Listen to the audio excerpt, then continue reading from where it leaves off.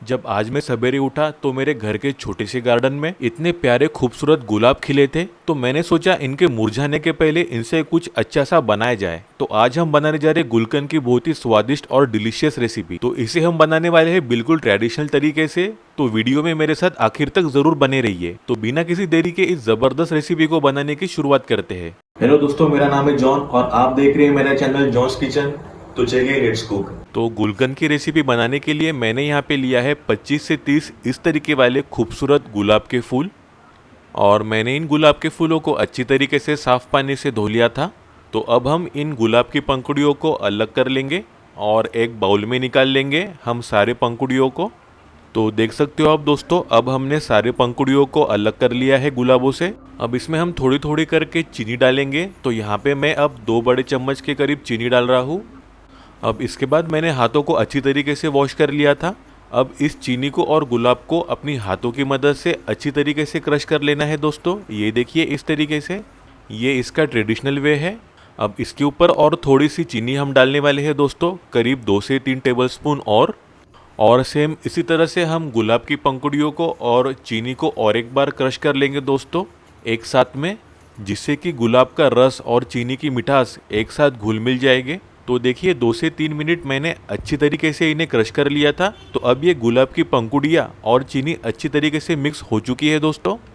अब इसके बाद एक पैन या कोई भी हेवी बॉटम वाला बर्तन ले लेंगे हम दोस्तों, और हमने जो गुलाब की पंखुड़ियाँ और चीनी को जो मिक्स किया था वो मिश्रण इसमें डाल देंगे हम दोस्तों आराम आराम से।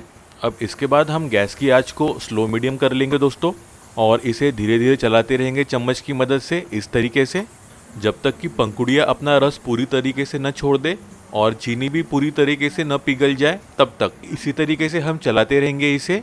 अब इसके बाद हम इसमें डालने वाले हैं कुटी हुई सौंफ 1 से 1.5 चम्मच के करीब। इससे बहुत ही बढ़िया खुशबू तो आएगी ही और बहुत ही बेहतरीन फ्लेवर भी आएगा इसमें। अब कुटी हुई सौंफ को भी अच्छी तरीके से मिक्स कर लेंगे हम बाकियों के साथ में और चलाते रहेंगे इसी तरीके से। अब इसके बाद हम इसमें डालने जा रहे हैं 1/4 चम्मच के करीब हरी इलायची पाउडर। इलायची के पाउडर से गुलकंद में बहुत ही बढ़िया खुशबू आने वाली है दोस्तों। अब एक बार और अच्छी तरीके से मिला लेंगे हम सभी सामग्री को, और फिर इसके बाद हम इसमें डालने जा रहे हैं शहद। तो शहद आप कोई भी ब्रांड का इस्तेमाल कर सकते हो।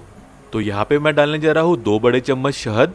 इससे होगा ये कि जब हम गुलकंद को स्टोर करेंगे तो चीनी की वजह से इसमें ग्रैन्यूल्स नहीं रहेंगे और ये जैम की तरह स्मूथ बना रहेगा बहुत दिनों तक।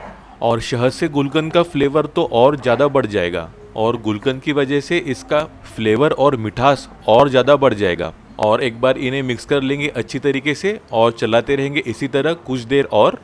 तो देखते ही देखते घर के नेचुरल ऑर्गेनिक गुलाबों से बन गया है अपना ये स्वादिष्ट गुलकंद, वो भी कुछ ही मिनटों में। तो अब ये गुलकंद को आप कांच की बोतल में रख के इसे 1 हफ्ता धूप में रखोगे तो ये खाने के लिए बिल्कुल रेडी हो जाएगा दोस्तों।